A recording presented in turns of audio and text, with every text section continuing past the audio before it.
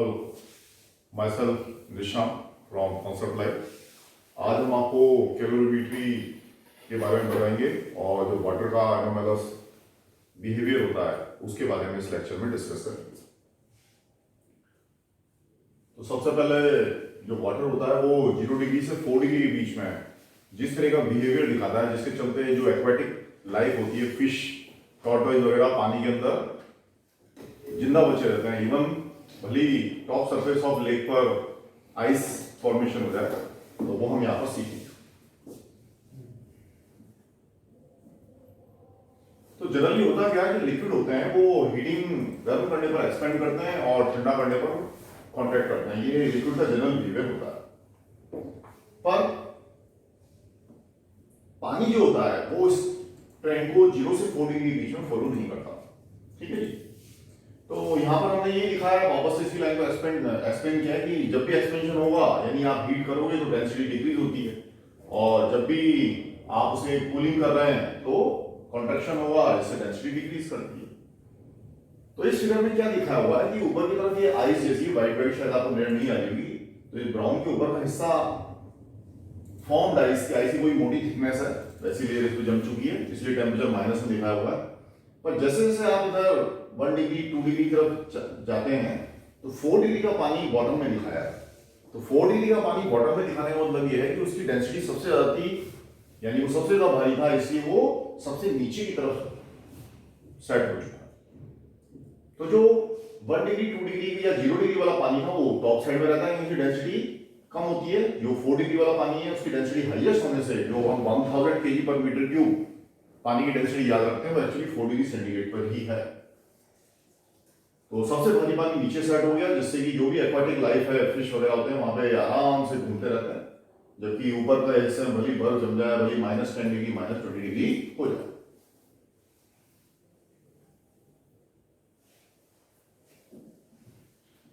तो पानी का ये जो पर्टिकुलर बिहेवियर होता है 0 डिग्री से 4 डिग्री के बीच में, is called anomalous expansion of water. क्योंकि यहां तक तो सब नॉर्मल ही कि भैया आप उसे ठंडा कर रहे हैं तो कॉन्ट्रैक्ट होना ही होना था, ठंडा करने से कॉन्ट्रैक्शन नहीं था और नहीं लिक्विड में। पर जब इसमें 0 से, तो आपने क्या करा, 100 से पहले तो 4 डिग्री तक, और 4 डिग्री से फिर ला रहे हैं आप 0 डिग्री तक। तो यहां तो ये नॉर्मल बिहेवियर दिखा रहा है कि भाई ठीक है कॉन्ट्रैक्ट करेगा जो आप ठंडा कर रहे हैं, पर यहां पर ये उस कॉन्ट्रैक्शन को फॉलो नहीं करता, वहां पर ये उल्टा एक्सपेंड हो जाता है, इसका वॉल्यूम बढ़ जाता है। ये वजह है कि 4 डिग्री से 4 डिग्री वाले उस रेंज में ही हमारी मेयर्स फॉर्मूला के जो इनइक्वालिटी है वो उल्टी वैलिड हो जाती है। जैसे मेयर्स फॉर्मूला में जनरली क्या होता है, Cp - Cv = R, पर यानी Cv बड़ा होता है Cv इन जनरल तो, बट पानी के लिए इस 0 से 4 वाली रेंज के बीच में ही वो मेयर्स फॉर्मूले में भी ये इनइक्वालिटी रिवर्स हो जाती है। बहुत काम की बात है, और इसको फिर से कॉल करें।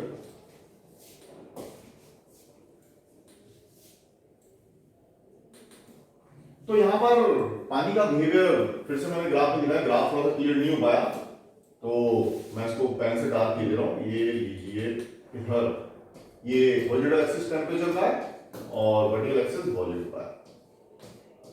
तो ये ग्राफ ये दिखाना चाह रहा है कि 4 डिग्री सेंटीग्रेड पे, ये 4 डिग्री सेंटीग्रेड है, तो 4 डिग्री सेंटीग्रेड पे वॉल्यूम जो है वो लीस्ट है, तो लीस्ट वॉल्यूम है। ठीक है, इसका मतलब उस 4 डिग्री सेंटीग्रेड पे पानी की डेंसिटी जो होगी वो मैक्सिमम है, क्योंकि ये ग्राफ किसके बीच में, डेंसिटी वर्सेस टेंपरेचर। तो खास तौर पे ये 4 से 0 डिग्री के ही बीच में पानी का जो एनोमैलस एक्सपेंशन की बात कर रहे हैं, तो उसमें देखिए 4 डिग्री से 0 डिग्री जाने पर, क्योंकि ठंडा कर रहे हैं तो कॉन्ट्रैक्ट होना चाहिए, पर कॉन्ट्रैक्ट होने की बजाय ये एक्सपेंड कर जाता है। ये सबसे काम की बात है, और इसी रीजन के लिए मैंने आपसे बोला कि Cv > Cp हो जाता है, जो रिवर्स टू द ट्रेंड है। ठीक है जी। और इधर देखिएगा कि 4 डिग्री पर आपकी डेंसिटी मैक्सिमम हो जाती है, जो आप 1000 याद रखते हैं, 1000 kg पर मीटर क्यूब। तो 4 डिग्री से गर्म करने पर पानी की डेंसिटी रिड्यूस करती है, और 4 डिग्री से फर्दर ठंडा करने पर पानी की डेंसिटी रिड्यूस करती है। यानी 4 डिग्री की दोनों तरफ डेंसिटी रिड्यूस होती है, या यूं कह सकते हैं कि 4 डिग्री की दोनों तरफ वॉल्यूम इंक्रीज होता है।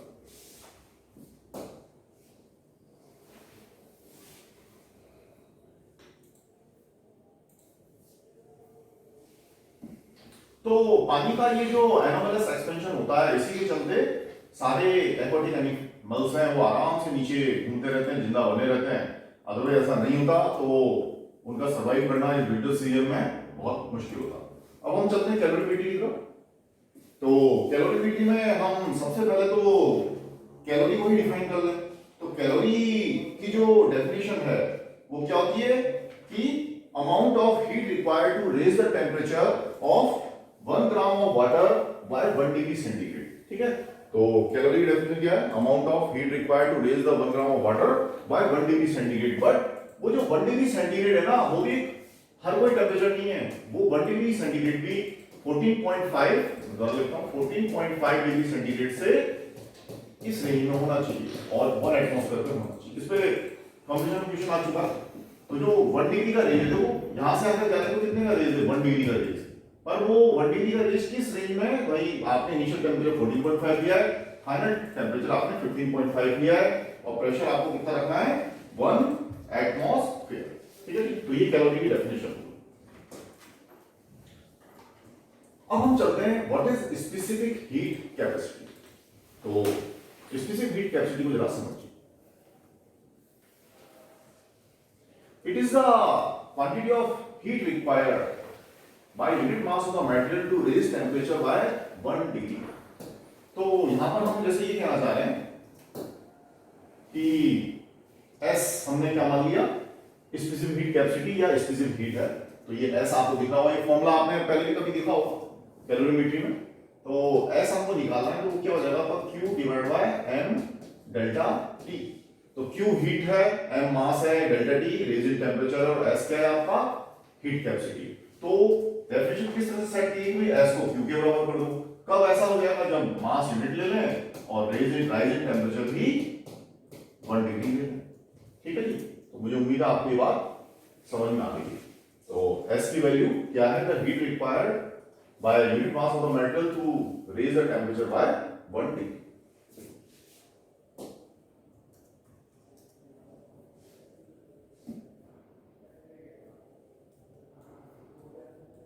ये इसकी यूनिट है। तो बस फॉर्मूले को रीअरेंज करके देख लें तो आपको बड़े आराम से इसकी यूनिट मिल जाएगी। उसी तरीके से डायमेंशन भी है। तो डायमेंशन मैंने आपको पहले भी निकालना सीख चुका हूं। तो फिर भी आप इसमें से स्क्रीनशॉट लेना चाहें तो आप इसमें ले सकते हैं। तो स्पेसिफिक हीट जो होती है वो मटेरियल पर डिपेंड है। ठीक है जी, सिर्फ मटेरियल के बारे में सोचना और कुछ नहीं। तो नेचर या मटेरियल पर डिपेंड है। तो specific heat depends only on the material और the nature of the substance. It does not depend on the mass of substance. अब आती बात हीट कैपेसिटी। पहले हम क्या देख रहे थे? स्पेसिफिक हीट कैपेसिटी जो मटेरियल पे डिपेंड थी। अब हम देख रहे हैं हीट कैपेसिटी, यानी आगे से स्पेसिफिक वर्ड हट चुका है। तो ये किसके बराबर है? ये अपने ये तो इसकी डेफिनेशन और कुल मिलाकर ये डिपेंड कर रहा है स्पेसिफिक हीट कैपेसिटी जो हम पढ़ के आए पिछली स्लाइड में, उसको मास, बॉडी के मास से मल्टीप्लाई कर देते। तो quantity of heat required to raise the temperature of a body. Body ले ली मतलब पूरा मास ले चुके हैं आप। पूरी पिछली बार हमने क्या लिया था? 1 ग्राम यूनिट मास लिया था। इस बार हमने होल मास ऑफ बॉडी लिया।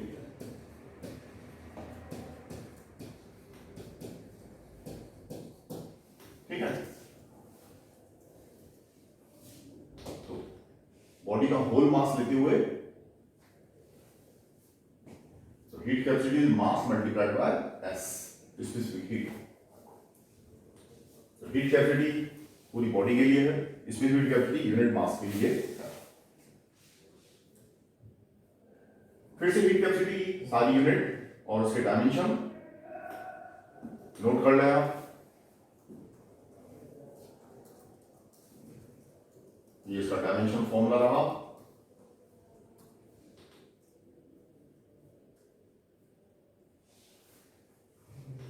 तो हीट कैपेसिटी ना सिर्फ बॉडी के मेटल पे डिपेंड है, यानी S पे डिपेंड है, एज वेल एज मास पे भी डिपेंड है। तो हीट कैपेसिटी में दोनों टर्म आती है, M और S का प्रोडक्ट है।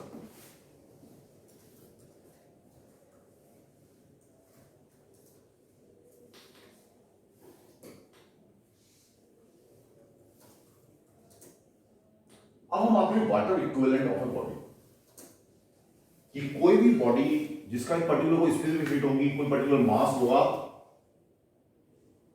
तो वो अपने टेम्परेचर को रेज करने के लिए कितनी हीट लेगी, तो हम उस पर्टिकुलर बॉडी के लिए एक वाटर इक्विवेलेंट भी ले लेते हैं, क्योंकि हर बार बॉडी का मास और स्पेसिफिक हीट क्वेश्चन में दिया जाए ऐसा जरूरी नहीं है, वो उस बॉडी के कॉरस्पॉन्डिंग वाटर इक्विवेलेंट दे देता है। तो mass of water that absorb और release the same amount of heat, यहां पे बहुत करिए, as is done by that body when heated और कूल्ड थ्रू 1 डिग्री सेंटीग्रेड। तो हम बॉडी को ही सब्स्टिट्यूट कर देते हैं। जैसे मैं बोलूं कि मैं चाय बना रहा था, चाय बनाते वक्त 100 ग्राम पानी था, पर अब उस 100 ग्राम पानी को मैं डायरेक्ट हीट तो दे नहीं सकता, किसी कंटेनर में रख के तो मैं उसको हीट दूंगा। अब तो हीट जो है वो ना सिर्फ पानी को गर्म करने में इस्तेमाल हो रही है, बल्कि उस कंटेनर को भी गर्म करने में इस्तेमाल हो रही है।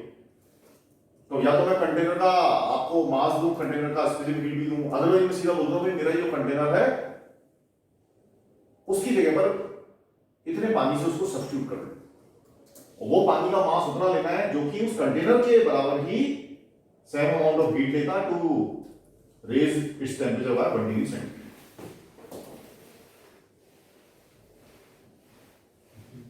तो ये लीजिए, तो ये मेरी बॉडी है, वो कंटेनर है जिसमें मैं चाय बना रहा था। तो mass of that body multiply specific heat of that body, container जिसमें मैं चाय बना रहा था, इक्वल टू क्या करेगा, वो सिर्फ ये डाटा दे देगा, बस वो उसके इक्विवेलेंट मास ऑफ वाटर दे देगा, क्योंकि ये तो डाटा हमको पता ही होता है स्पेसिफिक हीट ऑफ वाटर क्या होता है, 1 कैलोरी पर ग्राम डिग्री सेंटीग्रेड। तो क्योंकि वाटर के लिए स्पेसिफिक हीट 1 होती है, that's why the thermal capacity of body represent it's water equivalent also. बहुत काम की बात है, मैं फिर से आपके सामने रिपीट कर दे रहा हूं।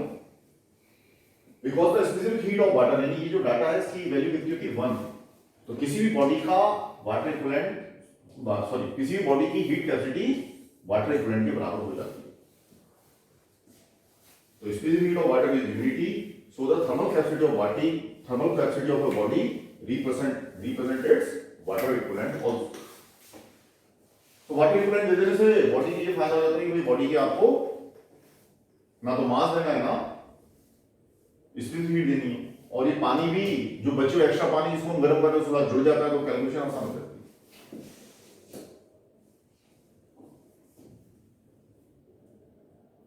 कैलोरीमेट्री है, कैलोरीमेट्री अब हम कि भाई दी गई हीट इक्वल टू दी गई हीट करके इस सेक्शन को हम आगे बढ़ाते हैं।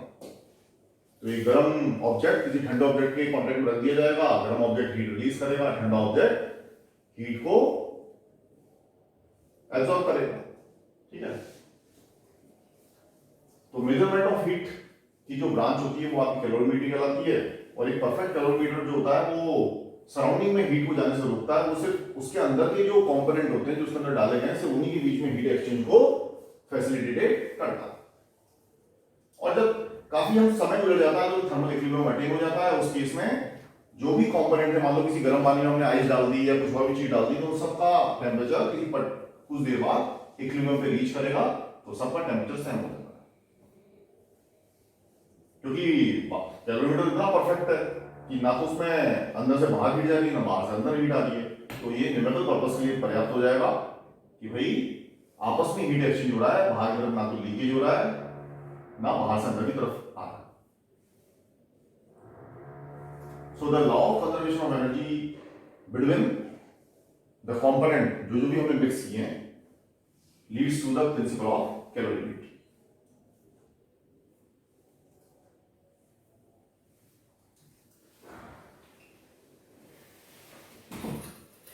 जब भी दो बॉडी को आपस में टच में रख देंगे तो हॉट बॉडी हीट को लूज करेगी और जो कोल्ड बॉडी है वो हीट को गेन करेगी until they attain thermal equilibrium, और हीट लॉस हम मान ही नहीं रहे।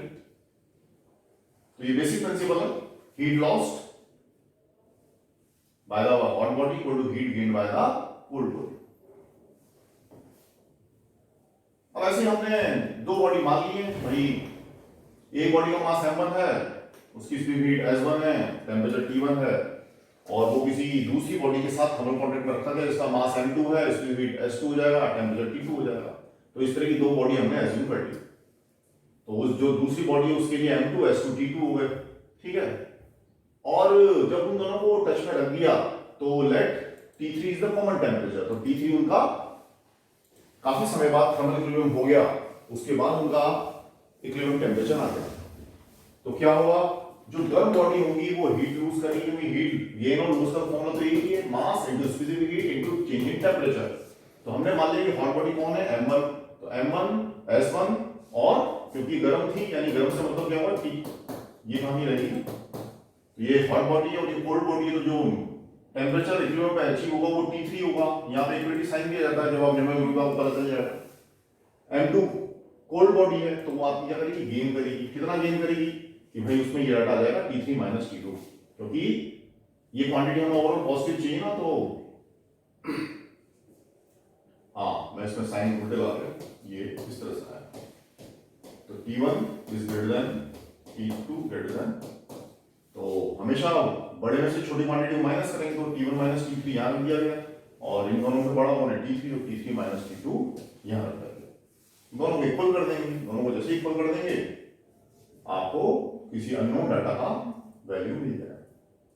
तो ये होता है आपका प्रिंसिपल ऑफ कैलोरीमेट्री, इसको एक बार नोट कर लें। और यहाँ पर क्या रहा था, मैं फिर से उसे लिखते रहूँ, T1 जो होगा वो थर्मल इक्विलिब्रियम टेम्परेचर से बड़ा है, और थर्मल इक्विलिब्रियम टेम्परेचर T2 से बड़ा है। ये आपकी हॉट बॉडी का टेम्परेचर थी, ये आपका कोल्ड बॉडी का था, और ये आपका फाइनल टेम्परेचर। इसको एक बार नोट कर लीजिए। फिर अब हम इसके न्यूमेरिकल चालू करते हैं।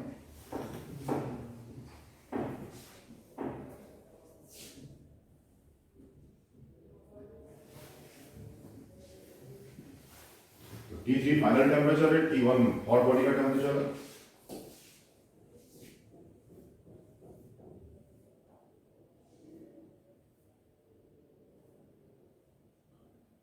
अब जो मैटर होता है वो हमने 12th लेवल पर तो 3 तरह का माना है, सॉलिड, लिक्विड, गैस। भले लेटेस्ट में चीजें बदल गई हैं, 4 आ गया, प्लाज्मा भी आ गया।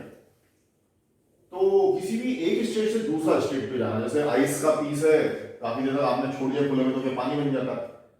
वो पानी यदि आप गैस से बर्नर कर दोगे तो काफी गर्म करने पर वो स्टीम बन जाता है, तो गैस में चला जाता है। तो ये सारे जो एक्सचेंज होते हैं वो सराउंडिंग के साथ हीट ले देने या देने से होते हैं। लेटेंट हीट क्या है, जब भी फेज चेंज होता है ना, तो खासतौर पे इस वर्ड में ध्यान दें, फेज चेंज या स्टेट ऑफ चेंज, तो अमाउंट ऑफ हीट एब्सॉर्ब्ड और released by unit mass of a substance during the phase change is called latent heat.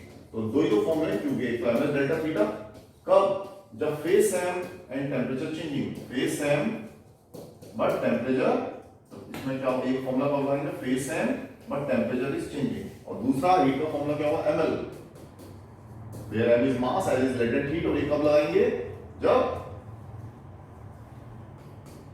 आपका टेम्परेचर कांस्टेंट होगा। अब ये टेम्परेचर कांस्टेंट वाटर ले तो मैं आपको बता सकता हूं कि भाई वाटर का टेम्परेचर कांस्टेंट 0 डिग्री पर होता है, तो 0 डिग्री पे ही बर्फ पानी में या पानी बर्फ में बदल जाता है। दूसरा कांस्टेंट टेम्परेचर किस पर था, 100 डिग्री सेंटीग्रेड पर। तो 100 डिग्री सेंटीग्रेड पर या तो स्टीम से बॉइलिंग वाटर की तरफ चले जाते हैं, या फिर बॉइलिंग वाटर से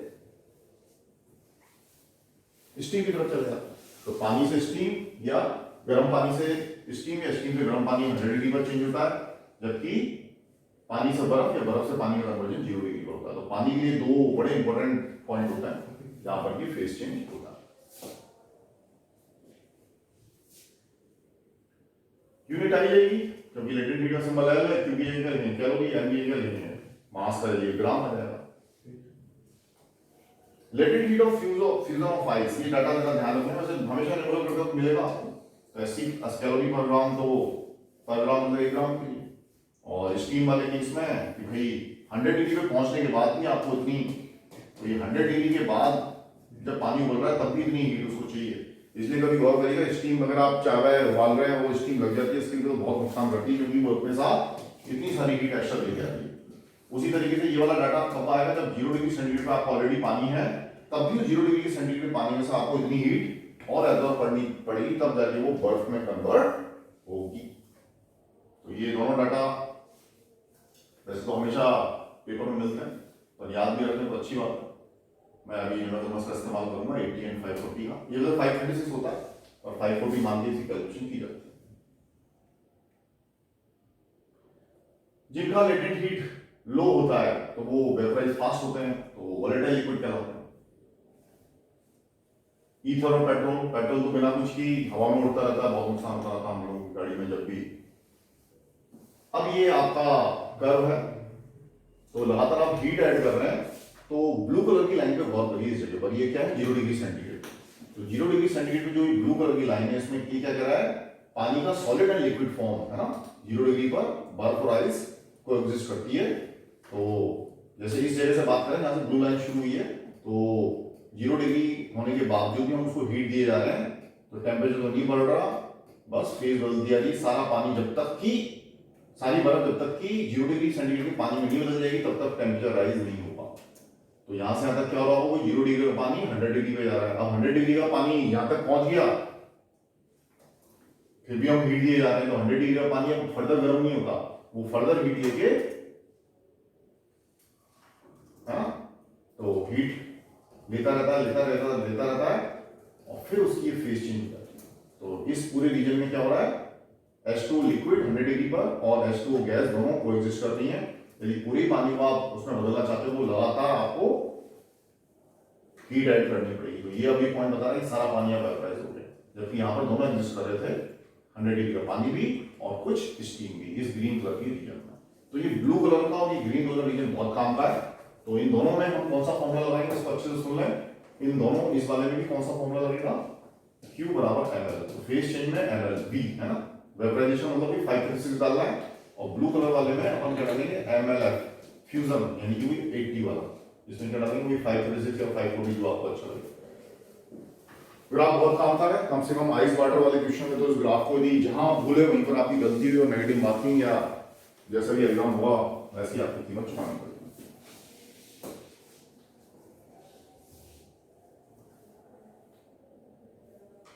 ठीक है, कुछ नया ले लें जो सिखाया है। तो वाटर इक्विवेलेंट ऑफ कैलोमीटर इज 6 ग्राम। तो कैलोमीटर किसी भी मेटल के बनाओ से मतलब नहीं, पर वो कह रहा है कि उस कैलोमीटर को भगा दो, उसकी किससे भगा दो भाई? उतने वाटर से 6 ग्राम से। अच्छी बात है, तो हमने उसको 6 ग्राम के वाटर से भगा दिया। पर उस कैलोमीटर का वजन कितना था? 60। तो अभी हम देखते हैं फॉर्मूला क्या, ये पानी के लिए हीट कैपेसिटी, थर्मल कैपेसिटी, और ये उस कैलोमीटर के लिए कैलोमीटर वाली साइड है और ये वाटर वाली साइड है। अब क्या क्या दे रखा है, रखते हो। तो वाटर इक्विवेलेंट कैलोमीटर का कितना है? 6, और पानी की स्पीड हीट 1 होती है। मास ऑफ कैलोमीटर 60 दे रखा है, ये रखा, ठीक है। तो आराम से उसकी स्पीड हीट निकल आई। तो बस सॉल्व करने 0.1 वाला जो आंसर है वो आपका है।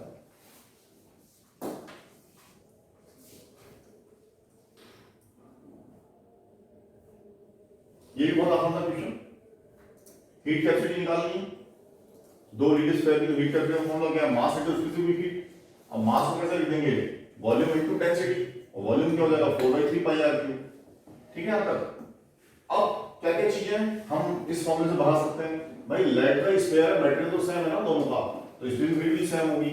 अब लेड की दोनों स्क्वायर होगी, डेंसिटी भी सेम होगी, तो ultimately H proportional to R cube. ये बिल्कुल सही है।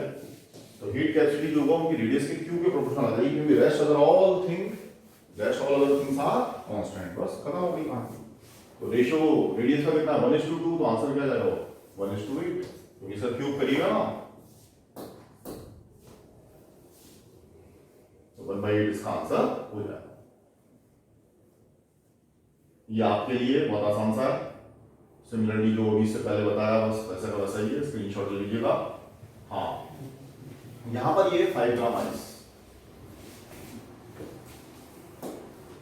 तो यहां पर ये है आपका 5 ग्राम आइस है 0 डिग्री सेंटीग्रेड पर। It is mixed with 5 gram of steam. तो 5 ग्राम ऑफ आइस है 0 डिग्री सेंटीग्रेड पर, इतने सारे स्टीम के साथ मिक्स कर दी गई। तो बताइए फाइनल टेम्परेचर क्या होगा?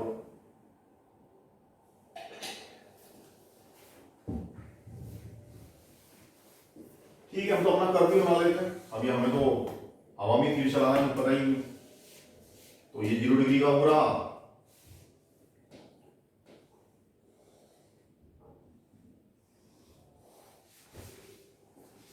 तो ये स्टीम मान ली हमने। अब दोनों को मिल रहा है, एक तो आइस बैठी है और एक स्टीम बैठी है। चलो देखते हैं अब जो स्टीम है जो 100 डिग्री से, ठीक है, तो ये आपका कैसा टेम्परेचर 100 डिग्री। और हमें ये भी पता है कि स्टीम की वो कितनी होती है 540 मान लीजिए कंजम्पशन आसान हो जाएगी। तो सारी स्टीम यदि पानी में भी कन्वर्ट हो जाती है, यानी चलते चलते यदि आप इस जगह भी आ जाते हैं तो 5 × 540 तक दान कर सकती है। तो स्टीम यदि 100 डिग्री सेंटीग्रेड के पानी में भी कन्वर्ट हो जाती है तो 100 डिग्री सेंटीग्रेड का वाटर तक भी पहुंच जाएगी। तो ये कितनी हीट देने के लिए सक्षम होगी रिलीज करने में 5 × 540, 5 × 540। ये डाटा अपने आप में काफी बड़ा आएगा, तो ये निकल्स 2700 आ। तो 100 डिग्री सेंटीग्रेड तक के पानी तक पहुंच चुकी है स्टीम में, तो अपने आप कंडेंस कर लिया, तो इतनी वहां पर हीट अवेलेबल है। अब इधर चलते हैं, आइस क्या कह रहा है कि भाई मैं सिर्फ 5 ग्राम हूं और मेरा टेम्परेचर 0 डिग्री है। तो पहले तो आइस को हम पानी में बदल लें, है ना, क्योंकि आइस तो इस जगह थी, तो ये फेस टेम्परेचर मान लीजिए पूरा हो गया, तो इस जगह पर क्या हो जाएगा 5 ग्राम पानी। तो एग्जैक्टली इस जगह की बात कर रहा हूँ, यहाँ जगह नहीं, तो 5 ग्राम पानी 0 डिग्री वाला, क्योंकि पानी बर्फ पहले तो 0 डिग्री पानी में बदली। तो यदि ऐसा होगा तो उसकी डिमांड कितनी होगी, बहुत कम, 5 × 80। तो यहाँ तक आप पहुंच गए, तो उसको कितनी की डिमांड रही 400 की। जबकि ये स्टीम जो है कंडेंस होकर जब यहाँ तक पहुंच चुकी थी तो उसने कितनी दे दी है, तो बहुत बड़ा डाटा। तो वो खुशी खुशी बोलेगा जो स्टीम वाला साइड है यार इतना तो मैं बड़े आराम से दे दूंगा। तो पानी ये वाला कहेगा कि अच्छा ऐसा है कि चलो मैं तुम्हारे तरफ आता हूँ। तो कितना पानी 5 ग्राम, तो 5 ग्राम पानी यदि वहां पर उससे मिलने भी जाता है तो इस रास्ते में कितना ms डेल्टा टी लगाएंगे, क्योंकि अब फेज थोड़ी बदल रहा है, इसमें टेम्परेचर बदल रहा है। तो m मास कितना, जो 5 ग्राम पानी इंटू s पानी कितनी 1, डेल्टा टी कितना, ये 100 वाला है, तो 100 में 0 हटाया तो कितना। तो देखिए बेचारा पानी उससे मिलने जाने के लिए कह रहा है कि मेरे को तो बस तुम टोटल 900 दे दो, तो मैं तुमसे मिलने आ जाऊं। जबकि स्टीम कह रही है कि 900 तो हमारे लिए कुछ भी नहीं है, मेरे पास तो 2700 का बैंक बैलेंस है। तो 2700 में से वो 900 भी दे देता है, तब भी अभी क्या बचा 1800 कैलोरी बची हुई है, और काम हो ही गया। ये आइस वाली साइड भी कहां पे पहुंची 100 डिग्री पर, और ये वाला भी पहुंच ही नहीं पाया। अरे भाई 2700 तो तब मिलता जब पूरी स्टीम कन्वर्ट होने की जरूरत ही नहीं पड़ी। तो उसमें से एक छोटा सा पोर्शन, कितना था पोर्शन, 1/3 पोर्शन ही काम कर लिया, 900 रिक्वायरमेंट है ना, और ये कितना दे सकता था 2700। तो हम कहेंगे कि इसमें से सिर्फ 1/3 पोर्शन ही 5/3 ग्राम स्टीम ही कंडेंस हुई है। अब 5/3 ग्राम ही स्टीम कंडेंस हुई है, इसका मतलब बाकी स्टीम अभी बची हुई है, 2/3 तो बची हुई है। इसका मतलब दोनों किस टेंपरेचर पे कोएग्जिस्ट करेंगे 100 डिग्री पर। जब पूरी स्टीम कंडेंस हुई तो क्या करें, तो 100 डिग्री पर दोनों कोएग्जिस्ट करेंगे। यानी मैं अभी भी कहना चाह रहा हूं फाइनल टेंपरेचर कितना रहेगा 100 डिग्री सेंटीग्रेड। जैसे बहुत सारे न्यूमेरिकल होते हैं जिनमें कि जो एक्सट्रीम टेंपरेचर होता है उस पर भी, यानी एक्सट्रीम टेंपरेचर 100 पे भी आंसर आता है, नहीं तो 0 पे भी आता है, तो अच्छे से चेक कर लीजिए। अब यहाँ पे स्टीम का डाटा कम होता 1 ग्राम या और कम होता तो शायद आंसर में फर्क आता, पर अभी तो ये काफी बिग अमाउंट था जिसने आइस को अपने तक 100 डिग्री तक खींचने के बावजूद भी स्टीम का काफी सारा पोर्शन कंडेंस नहीं हो पाया। इसको देख लेते हैं एक बार फिर से, बस ध्यान के रखना होगा 0 डिग्री 100 डिग्री पर। तो find the amount of heat required bye 1 gram of ice eight 0 degree centigrade for complete conversion into steam. Steam गलत लिख गया, तो स्टीम पर आना है ना, तो आर यहां गलत हो गया। एनीवे, तो find the amount of heat required bye 1 gram of ice eight 0 degree centigrade for complete conversion into steam. तो सबसे पहले तो आइस जो है वो पानी में बदलेगी, ये लिखा, तो 0 डिग्री सेंटीग्रेड आइस है वो पानी में आएगी, तो टेम्परेचर सेम है, यहां पर कौन सा फॉर्मूला लगेगा, वही ml है। अब 1 ग्राम में तो 1 × 80 80 लीजिएगा। फिर जो पानी है वो अपने को गर्म पानी में कन्वर्ट करेगा, तो यहाँ पर कितना टेम्परेचर आना चाहिए 100 डिग्री सेंटीग्रेड, समझ रहे हैं, बॉइलिंग पॉइंट पर ही तो ये स्टीम में कन्वर्ट होगा। तो इसमें कौन सा सेक्शन लगेगा फॉर्मूला, ms डेल्टा टी। तो डेल्टा टी 100 - 0 स्पेसिफिक हीट 1, मास भी 1। उसके बाद बस लास्ट वाले पहुंच जाओ, जिसमें क्या लगेगा ml की वैल्यू कितनी है, वो 540 है। तो बस जोड़ते चले जाइए, इस तरीके से आपको इसका आंसर मिल जाएगा। तो मेरा तो ये कहना है स्टीम वाटर वाले केस में आप हमेशा ये जो ग्राफ है इस पे थोड़ा सा ध्यान रखिएगा, तो आपकी गलती नहीं होगी। अदरवाइज बच्चे क्या करते हैं, वो 0 डिग्री और ये जो 100 डिग्री पर जो कन्वर्जन होता है उसको मिस कर जाते हैं, इसलिए फ्लो चार्ट बना लें। यदि फ्लो चार्ट बनाएंगे तो आपसे कभी भी गलती नहीं होगी। तो ये सब था कैलोरीमेट्री के बारे में स्लाइड आइडिया। तो फ्लो चार्ट बनाइए और ये ग्राफ बनाइए तो आपसे इसकी गलती नहीं होगी। मुझे उम्मीद है लेक्चर पसंद आया होगा और बचे हुए पार्ट के लिए हम नेक्स्ट टर्म पे देखेंगे। मैं हूं निशान फ्रॉम कॉन्सेप्ट लैब।